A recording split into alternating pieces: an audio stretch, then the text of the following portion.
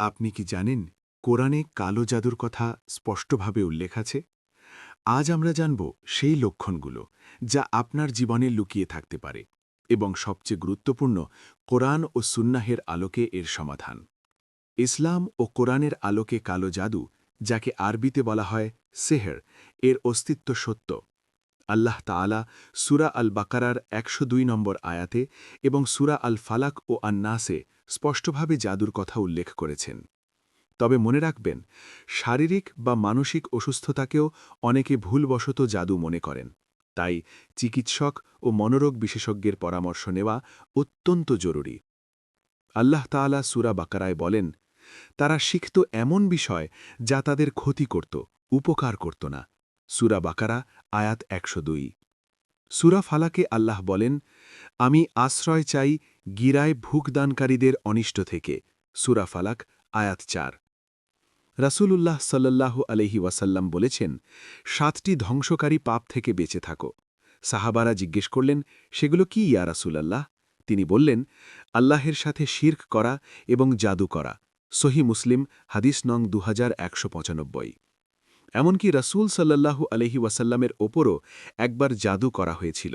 সহিহ বুখারী হাদিস নং 5765।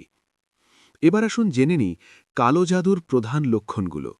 ইসলামী স্কলার ও রুকিয়াহ বিশেষজ্ঞের মতে প্রথম এবং সবচেয়ে শক্তিশালী লক্ষণ হল ইবাদতে অনীহা। শয়তান এবং জিনের প্রধান লক্ষ্যই হল মানুষকে আল্লাহ থেকে দূরে রাখা। যেমন কোরআন তেলাওয়াত বা আজান শুনলে প্রচণ্ড মাথা ব্যথা, বুক ধরফর করা বা শরীরে জ্বালাপোড়া অনুভব করা। নামাজে দাঁড়ালেই সব কিছু ভুলে যাওয়া, বারবার হাই ওঠা বা নামাজ ছেড়ে দিতে ইচ্ছে হওয়া। অজু বা গোসলে অলসতা এবং অপরিষ্কার থাকতে ভালো লাগা। এই লক্ষণগুলো যদি চিকিৎসায় কোনো কারণ না থাকে, তাহলে সতর্ক হওয়া উচিত। দ্বিতীয় ধরনের লক্ষণ হল শারীরিক ও মানসিক সমস্যা, যেগুলো মেডিকেল টেস্টে স্বাভাবিক আসার পরেও থেকে যায়। যেমন অস্বাভাবিক মাথা ব্যথা, যা কোনো ওষুধে সারে না এবং স্থান পরিবর্তন করে। কোনো আঘাত ছাড়াই শরীরে নীল বা কালো দাগ দেখা দেওয়া।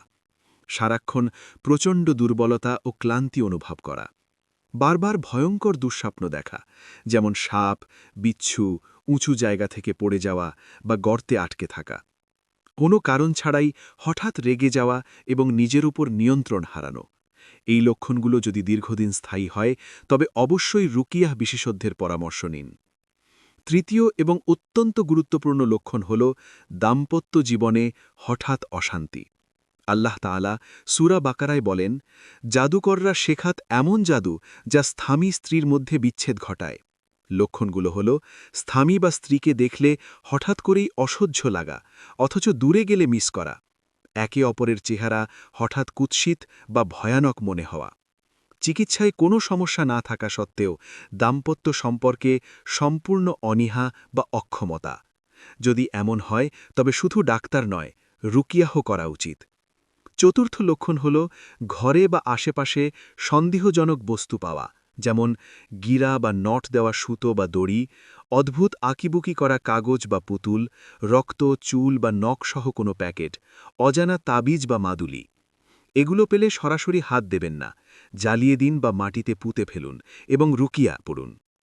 তবে মনে রাখবেন, এই লক্ষণগুলো থাকা মানেই জাদু নয়।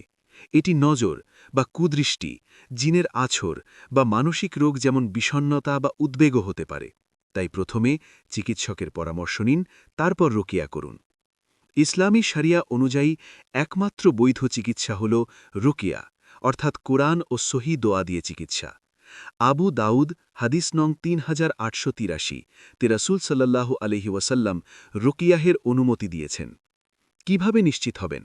যদি আপনি রুকিয়াহ অডিও, অর্থাৎ কোরআনের নির্দিষ্ট আয়াতের তেলাওয়াত মনোযোগ দিয়ে শোনেন এবং শোনার সময় আপনার শারীরিক সমস্যা বেড়ে যায়, যেমন হাত পা কাঁপা, কান্না আসা, বমি বমি ভাব হওয়া, তাহলে বুঝবেন এটি আধ্যাত্মিক সমস্যা। সেলফ রুকিয়া করার নিয়ম: ১. অজু করে নিন। ২. সূরা ফাতিহা, আয়াতুল কুরসি, সূরা ইখলাস, ফালাক ও নাস পড়ুন। ৩. এক গ্লাস পানিতে ফুঁ দিয়ে পান করুন এবং শরীরে লাগান। ৪. প্রতিদিন ফাজার ও মাগরিবের পর নিয়মিত পড়ুন। সাবধান, কখনোই এমন কবিরাজ বা তান্ত্রিকের কাছে যাবেন না যারা আপনার নাম বা মায়ের নাম জানতে চায়। অদ্ভুত জিনিস আনতে বলে, যেমন কালো মুরগি বা নির্দিষ্ট ফল। তাবিজ দেয় যার ভেতরে কি আছে বলে না। এগুলো শির্ক এবং হারাম। আল্লাহ তাআলা বলেন, নিশ্চয়ই জাদু সফল হয় না। সূরা ইউনুস আয়াত ৮১। ভাইরা আমার, জাদু বাস্তব, কিন্তু আল্লাহের কুদরাত আরও শক্তিশালী। কোরআন, সালাত, দোয়া এবং তাওয়াক্কুল এগুলোই আপনার সবচেয়ে বড় ঢাল। নিয়মিত সূরা বাকারা তেলাওয়াত করুন। রাসূল সাল্লাল্লাহু আলাইহি ওয়াসাল্লাম বলেছেন, যে ঘরে সূরা বাকারা পড়া হয় সেখানে শয়তান প্রবেশ করে না। সহিহ মুসলিম। আল্লাহ আমাদের সবাইকে হেফাজত করুন। জাযাকাল্লাহু খাইরান।